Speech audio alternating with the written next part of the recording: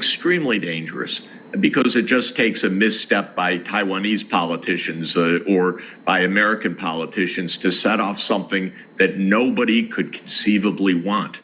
But it's also about laying the groundwork to rationalise a collective Western intervention in Taiwan itself. And because we no longer accept that there's only one China, therefore it's not a domestic question, we are not intervening in a domestic issue. These moves all took place under the Biden administration. Now with Donald Trump carrying the baton, things appear to have taken an even uglier turn.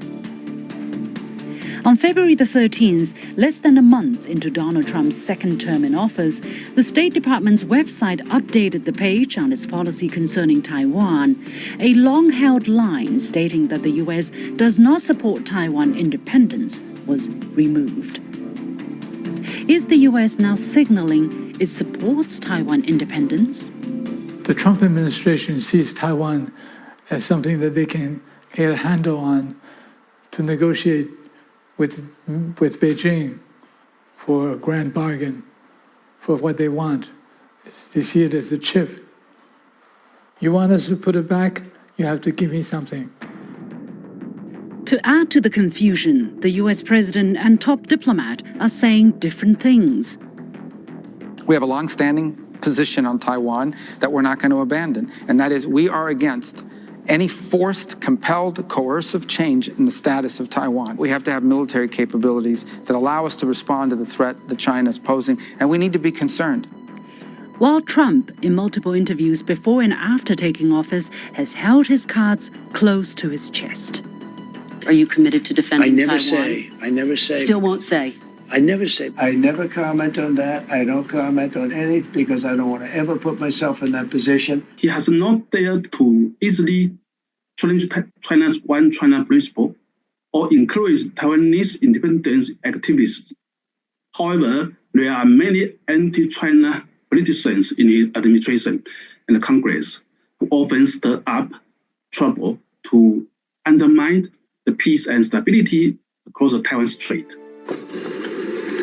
So who's really calling the shots? We don't know for sure. But mind you, Beijing is scrutinizing the situation extremely closely, as this is China's #1 red line. Rubio's narrative of not, quote-unquote, abandoning an apparent ally, in this case the island of Taiwan, is a familiar one, isn't it? Remember, there was much talk about the U.S. not abandoning Ukraine. When the war first broke out, a Ukraine today, Taiwan tomorrow narrative was pushed a lot. And it was this narrative that enabled the U.S. to step up weapons sales to the island. Well, look how the whole thing has turned under Trump. From Ukraine to tariff wars, once the shining city on the hill, now where is your credibility? Those who attempt to rewrite Taiwan's history, where is your decency?